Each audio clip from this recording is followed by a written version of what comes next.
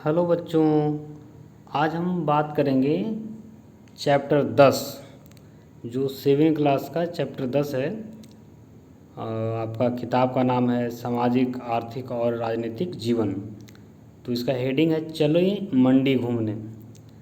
मंडी का मतलब क्या होता है? जहाँ सामान जो है थोक मात्रा में बिकता हो, जैसे जहाँ बहुत सारा चावल दाल सब्जी फल जो भी है, तो हर चीज़ का अलग अलग टाइप का मंडी होता है। कहीं फल का मंडी होता है, कहीं सब्जी का मंडी होता है, कहीं सामान का गोदाम टाइप का होता है। ये सारी चीज़ें होती है कि नहीं? तो हम इसके बारे में एक छोटा मोटा इंट्रोड्यूस हम एक छोटा वीडियो में दे चुके हैं। आज हम के वीडियो में सिर्फ इसके जो क्वेश्चन आंसर होंगे उस पर बात करेंगे। और दूसरा चीज़ एक चीज़ और, इसे 7 अध्याय पढ़ने के बाद हम सीधा 10वां अध्याय में आ गए हैं। 8 और 9 अध्याय में कोई बहुत ज़्यादा कुछ वैसे खास क्वेश्चंस नहीं है जिससे आपको कोई समस्या होगा, तो आप उसको एक बार ऐसे ही रीडिंग दे लीजिएगा सिर्फ, है कि नहीं।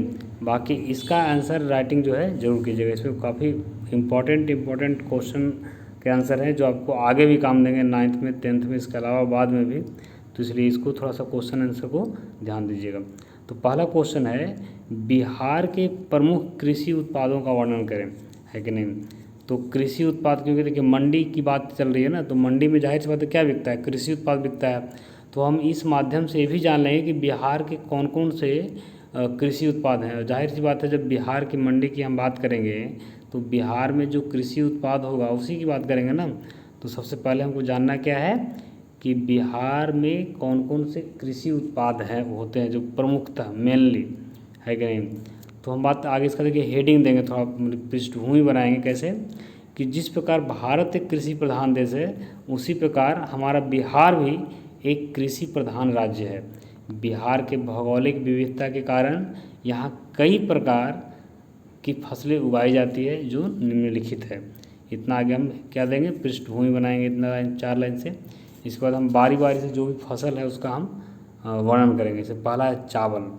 चावल क्या है? चावल बिहार का प्रमुख खाद्यान्न फसल है, यानी कि खाने वाला प्रमुख फसल जो है वो क्या है? चावल है। बिहार के दक्षिण पश्चिम क्षेत्र, अगर आप बिहार का मैप रखे होंगे तो उसके दक्षिण पश्चिम में देखिएगा वो क्षेत्र, जैसे उसमें आता है रोहतास, सासाराम, कैमूर, औरंगाबाद, भोजपुर, बक्सर। ये ज़िले जो है धान की कटोरे के नाम से जाने जाते हैं। ऐसा इसलिए भी होता है कि उधर सोन नदी से जो है कई नहर निकाले गए हैं और सिंचाई की काफ़ी बेहतर व्यवस्था है, अच्छी मिट्टी है इसके अनुकूल। तो इस कारण जो है वहाँ पे चावल का उत्पादन क्या होता है? काफ़ी अच्छा होता है। दूसरा फसल है बिहार का प्रमुख गेहूँ। गेहूँ जो है बिहार का दूसरा मुख्य फसल है, इसे दूसरा मुख्य जो है खाद्यान्न फसल है कह सकते हैं हम, है कि नहीं। इसका उत्पादन सबसे ज़्यादा रोहतास में होता है। देखिए ध्यान रखिएगा, चावल और गेहूँ दोनों का सबसे ज़्यादा उत्पादन जो होता है कहाँ होता है? रोहतास में होता है। तो ये रोहतास आप जो है नाम याद रखिएगा। तीसरा जो फसल है मक्का है। तो मक्का जो है, मक्का देश का तीसरा सबसे बड़ा उत्पादक राज्य कौन है? बिहार है मकई के उत्पादन में। बिहार से मकई जो है देश के अन्य हिस्सों में जैसे पंजाब हरियाणा वगैरह, इसके अलावा बंगाल में भी, बांग्लादेश में भी जाता है बिहार से मकई। कई अन्य दूसरे देश में जाते हैं, अर्जेंटीना मलेशिया वगैरह देशों में भी जो है बिहार से मकई निर्यात होता है। तो ये चीज़ ध्यान रखिएगा कि यहाँ मकई का उत्पादन अच्छा होता है। खास करके उत्तरी बिहार में जो है मकई का उत्पादन ज़्यादा होता है दक्षिणी बिहार की तुलना में, है कि नहीं। जैसे गंगा नदी जो है एक तरह से बिहार को डिवाइड करता है। बिहार का मैप जरूर देखिए, नहीं है तो मार्केट से खरीदिए मैप को, है कि नहीं। तो जो गंगा के उत्तर दिशा में है उसको हम उत्तरी बिहार बोलते हैं, गंगा के दक्षिण दिशा में जो जिला है उसको हम दक्षिणी बिहार बोलते हैं। अब अगला उत्पाद है शाही लीची, है कि नहीं। इससे जो बिहार का लीची है मुजफ्फरपुर का, उसको शाही लीची बोला जाता है।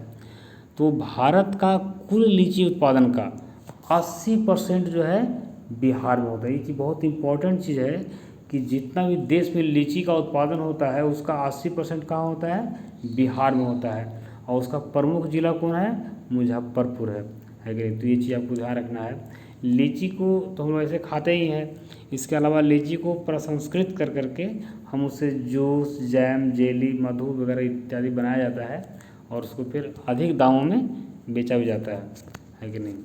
इसके अलावा फिर है आम। आम जो है तो कई वैरायटी हैं पूरे देश में, लेकिन बिहार में भी कई वैरायटी हैं। उसके अलावा 2 वैरायटी जो है काफ़ी ज़्यादा फेमस है। एक दूधिया मालदा, जिसका उत्पादन कहाँ होता है? पटना में दीघा में होता है, पटना जिला में पड़ता है दीघा, वहाँ होता है। और दूसरा आम का क्वालिटी है जर्दालू, ये कहाँ होता है? भागलपुर में होता है। तो ये जो है आम की बात हो गई। उसी प्रकार से केला भी है बिहार का एक प्रमुख कृषि उत्पाद। ये मुख्यतः वैशाली और मुजफ्फरपुर इसका उत्पादन होता है कि नहीं। अगला फसल है गन्ना, है कि नहीं। तो गन्ना क्या है? बिहार का प्रमुख व्यावसायिक फसल है कि नहीं। जैसे इससे गन्ना से गुड़ बनाया जाता है, चीनी बनाया जाता है, इसके अलावा आजकल इथेनॉल भी बनाया जा रहा है। इथेनॉल करके क्या यूज करते हैं हम? पेट्रोल में मिला करके गाड़ी चलाया जाता है कि नहीं। तो इसका उपयोग भी आजकल गन्ना का हो रहा है। जूट क्या है? जूट जो है एक प्रमुख उत्पादक बिहार में देखा जाए तो पूर्णिया जिला है कि नहीं। वहाँ का गुलाब बाग मंडी जो है एक तरह से जूट के लिए ही फेमस है। जूट मतलब इसे जूट वाला बोरा देखे होंगे जिसपे आलू उलू आता है कि नहीं। तो उसी प्रकार से कई जो सामान होते हैं, इसका जो मुख्यतः उपयोग होता है, जैसे जूट का झोला भी आता है काफ़ी बढ़िया, है कि नहीं। तो ये पैकेजिंग, कालीन और वस्त्र उत्पादन में इसका जो है उपयोग होता है, एक तरह से कर सकते हैं हम, है कि नहीं, जूट का। अब ये थोड़ा चीज़ जान लें कि इसे मखाना भी एक फसल है, हम आगे बात करते हैं। तो मखाना, लीची या मशरूम, ये तीन चीज़ के उत्पादन में बिहार क्या है? प्रथम स्थान पर है। मक्का के उत्पादन में तीसरा स्थान पे है। धान और गेहूं के उत्पादन में छठा स्थान पे है। पूरे भारत की बात की जा रही है, भारत में ऐसा स्थान है बिहार का, है कि नहीं। अब आगे बात करते हैं मखाना की। तो मखाना क्या है? यह तालाब में उगने वाला एक जलीय उत्पाद है, यानी कि इसका उत्पादन से पानी वाला सिंघाड़ा देखे हैं ना, उसी प्रकार से एक तरह से कह सकते हैं कि इसका उत्पादन होता है। देश में मखाना के कुल उत्पादन का 85% जो हिस्सा है वो कहाँ होता है? बिहार में होता है। तो ये काफ़ी इम्पोर्टेंट लाइन है कि नहीं, कि जो मखाना का उत्पादन है पूरे देश में, उसका 85% कहाँ उत्पादन होता है? बिहार में होता है। तो एक बहुत बड़ी बात है कि नहीं। बिहार का जो मिथिलांचल क्षेत्र है, जिसमें दरभंगा, मधुबनी, समस्तीपुर और भी जिला आते हैं, है कि नहीं। तो वहाँ जो है मखाना का उत्पादन होता है। अच्छा, मखाना आप लोग देखे होंगे लावा के जैसा होता है।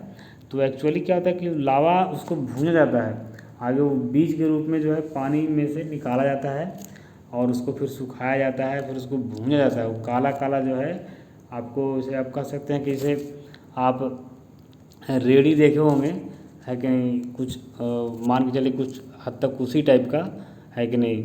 गोल मटोल आप नेट पे सर्च कीजिएगा तो उसका बीज निकल के आपको दिखाई दे सकता है, मतलब आप देख सकते हैं उसको नेट पर, सॉरी। तो ये जो चीज़ें हैं क्या है, इसका उत्पादन होता है। तो मखाना के बारे में और भी चीज़ जानते हैं। तो मखाना का जो कच्चा फल होता है ना, कच्चा फल, उसको हम क्या बोलते हैं? गुड़, यानी कि उसका जो बीज होता है उसको हम गुड़ी बोलते हैं। ढेर सारा का तो गुड़िया बोलेंगे। तो ये काफ़ी इंपॉर्टेंट है, इसको ध्यान रखिएगा। गुड़ी यानी मखाना के कच्चे फल को क्या कहते हैं? गुड़ी कहा जाता है, या गुड़िया भी बोल सकते हैं आप, कोई दिक्कत नहीं। तो हमको लगता है कि गुड़िया भी याद रखिएगा इसको, है ना। मखाना की खेती जो है काफ़ी कठिन और मेहनत की होती है। इसलिए होती है कि उसका बीज डाला जाता है पानी में, फिर वो होता है तो पानी में जो है हेल करके उसको अंदर से निकालना होता है पानी में, मतलब जा करके फिर उसको सुखाना होता है। सुखाने के बाद उसको फिर भूंजना पड़ता है, जैसे भुंजा भूंजते हैं वैसे भूंजते हैं तो लावा फूटता है कि नहीं। फिर उसको एक तरह से कह सकते हैं सफाई करके वो सब चीज़ें बहुत छाट उठ के उसका फिर पैकेजिंग होता है, तब वो सब जो है हम लोग तक पहुंचता है। तो ये पूरा प्रक्रिया है, इसलिए इसको क्या कहते हैं? ये काफ़ी कठिन और मेहनत कार्य है इस मखाना का उत्पादन करना। और 2.5 केजी गुड़ी से 1 केजी मखाना लावा प्राप्त होता है, यानी 2.5 केजी। उसका अगर छोटे छोटे बीज रहेगा उसको भूंजा जाएगा, तो भूनने के बाद उसका जो ऊपर से वाला कवर रहता है वो हटा दिया जाता है कि नहीं। तो ये चीज़ें जो है इसको समझना है आपको। अब आगे क्वेश्चन है, नेक्स्ट क्वेश्चन है अब कि सहकारी समिति क्या है। देखिए मखाना का जो उत्पादन होता है वो सहकारी समितियों के माध्यम से ज़्यादा होता है। यानी सहकारी समिति क्या है? तो इस संगठन का एक प्रकार है जिसमें व्यक्ति अपनी इच्छा से समानता के आधार पर अपने आर्थिक हितों के लिए मिलकर कार्य करते हैं। जैसे मान लो कि कोई 4 गो दोस्त है, वो बोला कैसा करो कि चारों मिलकर हम लोग खेती करते हैं, है कि नहीं। तो चारों मिलकर खेती करने के लिए क्या करेगा? एक तालाब लेगा किराया पर, फिर अपना उन लोग चारों व्यवस्था करके क्या लाएगा? बीज लाएगा, फिर रोपेगा उसको, फिर उस पर मेहनत करेगा, पूरा जो प्रक्रिया होता है उसको करेगा। तो सहकारी समिति का मतलब है कि जहाँ पे मिलजुल करके जो है समानता के आधार पे काम किया जा रहा है कि नहीं, तो उसको हम कह सकते हैं सहकारी समिति, है ना। अब इसके अलावा हम अगला क्वेश्चन जो है इस पर बात करेंगे कि थोक बाज़ार खुदरा बाज़ार में क्या अंतर है। देखिए, थोक बाज़ार उसको कहते हैं जहाँ किसी वस्तु की खरीद या बिक्री बड़े पैमाने पे होती है, उसको हम क्या कहते हैं, थोक बाज़ार कहते हैं। और खुदरा बाज़ार जहाँ किसी वस्तु की खरीद बिक्री छोटे पैमाने पे होता है। जैसे आप किसी दुकान में गए हो, बोले हमको पावर चीनी दीजिए, तो कौन बाज़ार हुआ वो, एक तरह से खुदरा बाज़ार हो गया वो। थोक बाज़ार जहाँ आप 2.5 किलो 2 किलो आधा किलो 1 पाव सामान नहीं लीजिएगा, आपको लेना पड़ेगा सीधा बोरे से, है कि नहीं, समझ रहे हैं। तो ये सब जो चीज़ें हैं, अब देखिए इसको हम समझते हैं, थोड़ा सा ये चीज़ समझ लेते हैं कि बाज़ार में कैसे काम करता है चीज़ें।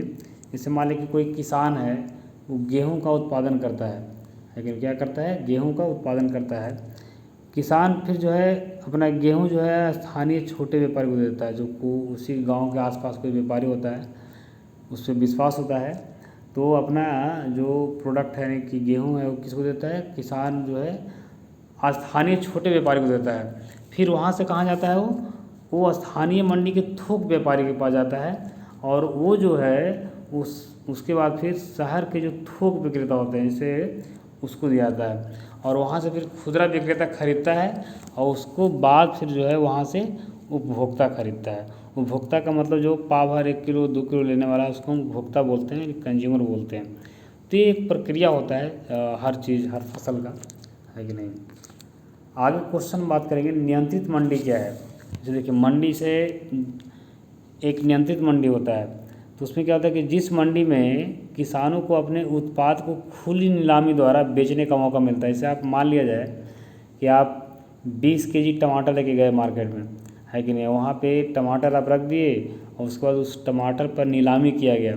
कोई बोला कि हम इसको 100 रुपया देंगे, कोई बोला 120 देंगे, कोई बोला हम 150 देंगे, कोई बोला कि हम 200 देंगे, है ना, कोई बोला कि हम 300 देंगे, कोई बोला हम इसको 450 देंगे, कोई बोला हम 500 पूरे देंगे।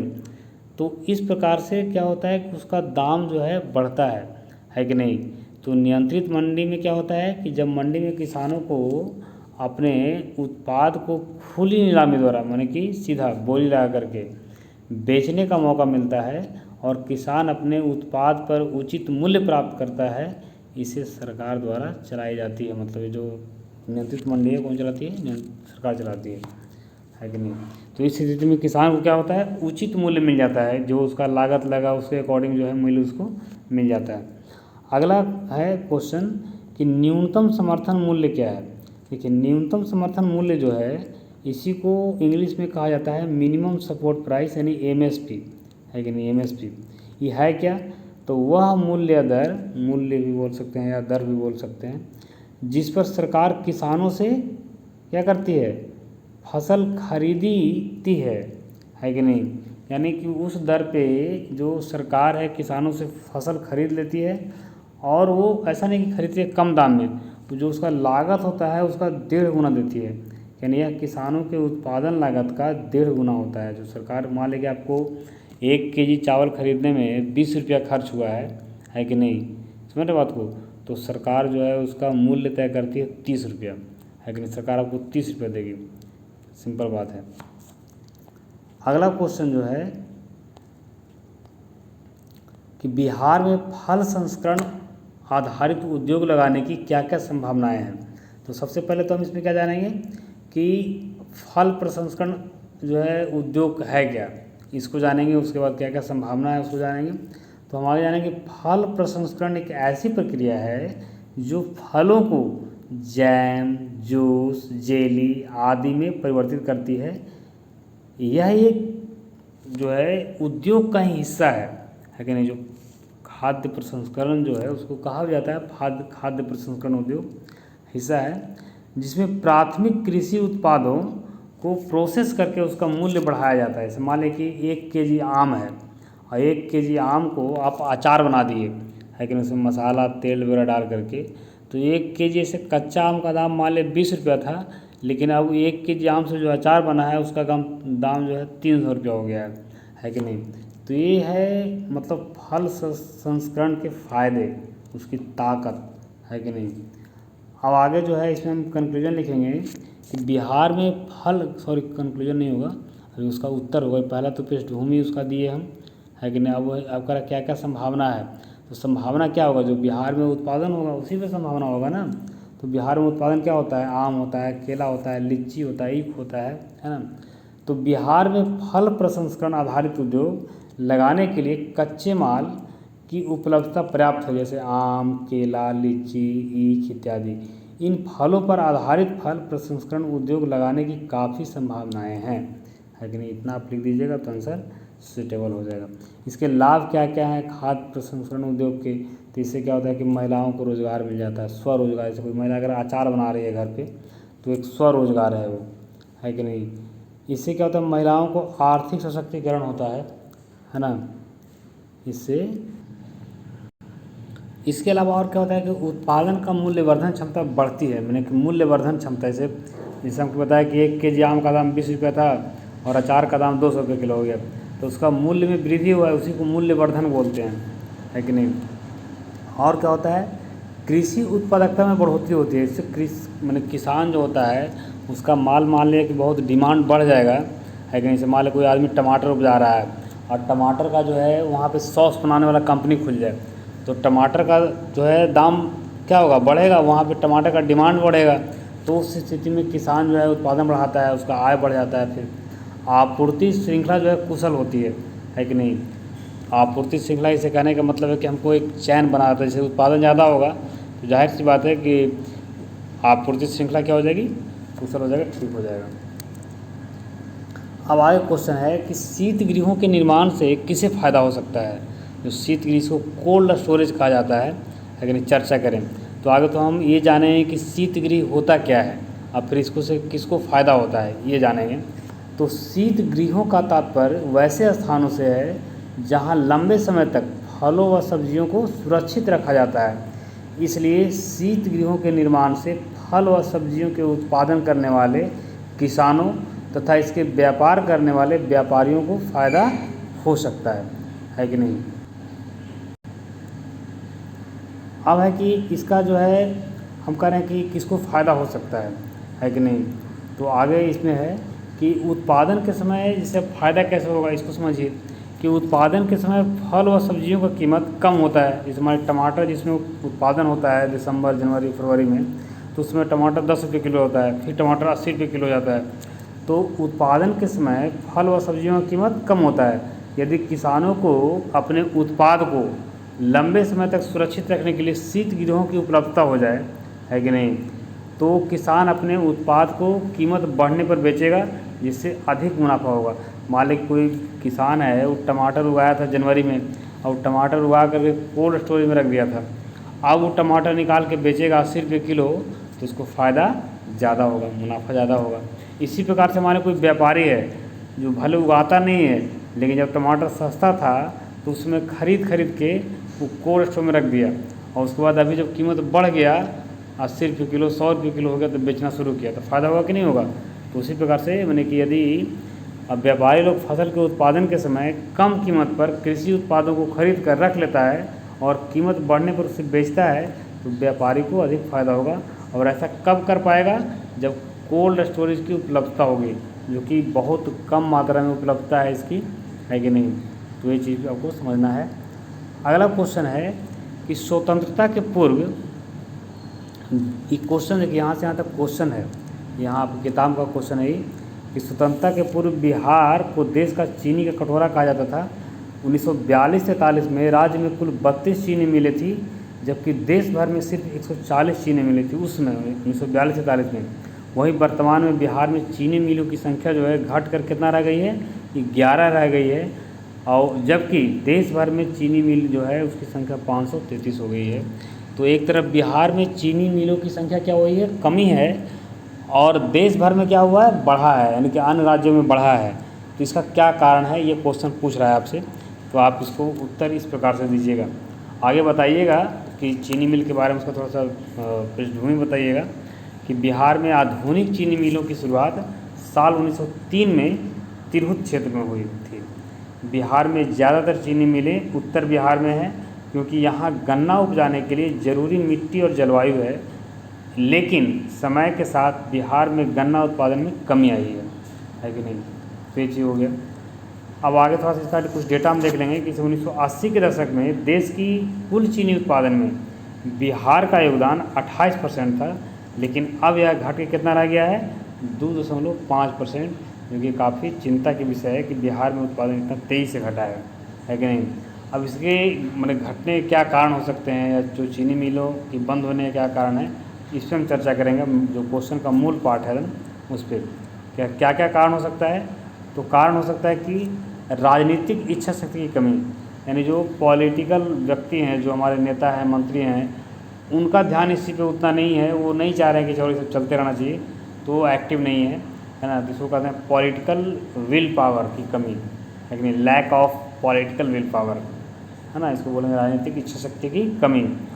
वित्तीय घाटा, यानी कि कई मिलें जो है कर्ज में चली गई, तो इस स्थिति में कई मिल जो है बिहार में बंद हो गए।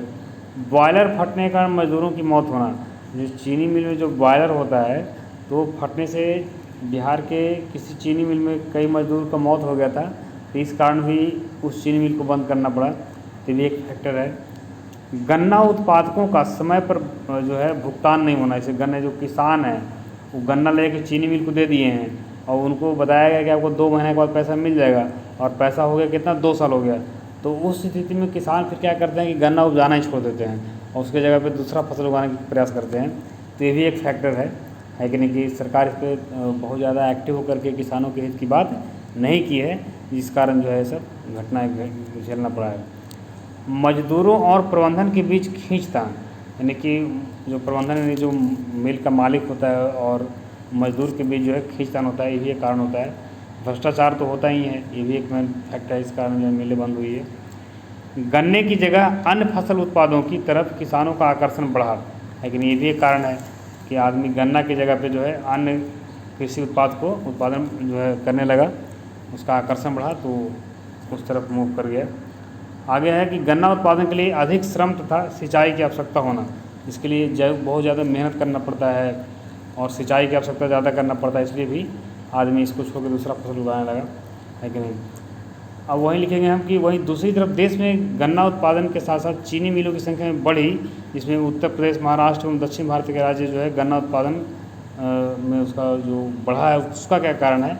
उसका कारण निम्नलिखित हो सकता है कि जलवायु का गन्ना उत्पादन के अनुकूल होना, अतिरिक्त परिवहन सुविधा का होना, सहकारी समितियां, पर्याप्त सिंचाई व्यवस्था, ये सब जो है अगर व्यवस्था रहेगा तो जाहिर सी बात है ना। जो कमी देखो, जब पॉलिटिकल विल पावर कोई राज्य में जो है वहाँ की सरकार ध्यान दे रही है, किसी से महाराष्ट्र की, उत्तर प्रदेश की, तो वहाँ पे जो है मिलों की संख्या क्या हुई है, बढ़ी है कि नहीं। अब हम एक चीज़ की बात कर लेंगे कि गन्ना जो है, गन्ना उत्पादन के लिए क्या क्या चीज़ चाहिए। तो तापमान कितना चाहिए, 21 से 27 डिग्री सेल्सियस तापमान चाहिए। वर्षा 100 से 150 डिग्री सेल्सियस। मिट्टी कैसा चाहिए, दोमट मिट्टी। शीर्ष जो उत्पादक राज्य सबसे ज़्यादा गन्ना कहाँ उत्पादन होता है, यूपी में, उसके बाद महाराष्ट्र में, बिहार का नंबर 5वां है। शीर्ष जो उत्पादक देश की हम बात करें तो सबसे ज़्यादा कौन है, ब्राज़ील है, उसके बाद भारत। सबसे ज़्यादा उपभोक्ता है, सबसे ज़्यादा गन्ना का मतलब उपभोग कहाँ होता है, तो होता है भारत में, है कि नहीं। देश में चीनी मिलों की संख्या सबसे ज़्यादा कहाँ है, महाराष्ट्र में है। इसके अलावा कुछ क्वेश्चन है ये आपकी किताब का, इसको आप इस प्रकार से फिल कर लीजिएगा, है कि नहीं। और ये चैप्टर ख़त्म होता है। धन्यवाद।